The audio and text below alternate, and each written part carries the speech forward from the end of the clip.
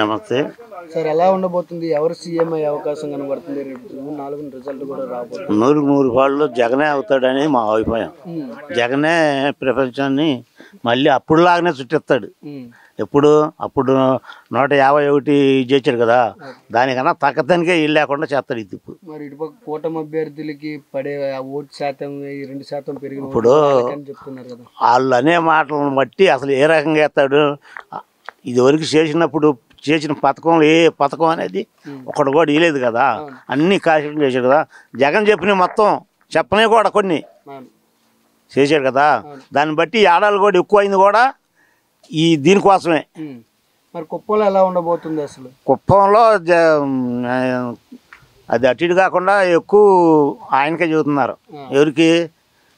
వైఎస్ఆర్కే చెబుతున్నారు. మరి అది ఎట్లుంటుందో చూడాలి. అది బాగా ఫైట్గా ఉందంట. మరి ఇక్కడ చేనేత కార్మికులు కూడా ఉన్నారు. వాళ్ళు మొత్తం కనుకైతే వీళ్ళే వస్తారు. మరి అటు ఇటుగా ఉంటారు కదా డబ్బులు. ఇప్పుడు లేబర్ ఉంటారు, డబ్బులు తిని కనీసం ఆ డబ్బు తిన్న వారన్నా వేస్తారు అనేది చిల్తే. జగన్ గారు 5 సంవత్సరాల నుంచి కూడా ఇస్తుంది అదే కదా, ఇస్తున్నాడు. 6 నెలల నుంచి ఇచ్చేదానికి 6 నెలలు ఇచ్చేదానికంటే ఆయన మర్పించేలాగా చేసాడు ఇప్పుడు. ఎందుకంటే మునుపు ఓడిపోయి ఉన్నాడు కదా, ఇప్పుడు గెలవాలి. ముఖ్యమంత్రి కొడుకై ఉండి గెలపోతే 2వ మళ్ళీ కూడా ఒక ఇదిలాగా ఉంటుందని వాళ్ళు బాగా దాని మీద పోరాడారు. పిఠాపురంలో ఎలా ఉండబోతుంది? పిఠాపురం ఆమె అంటున్నారు, వంగ గీత గారే ఎక్కువ మెజారిటీ అని చెప్తున్నాడు. పక్కన ఎవరు? పవన్ కళ్యాణ్ గారు. అది చెప్పడానికి వాళ్ళు చెప్తారు, ఇలా అని చెప్తారు. ఎక్కువ జనంలో వాడిక వంగ గీత గారే వచ్చారు. అది మాత్రం.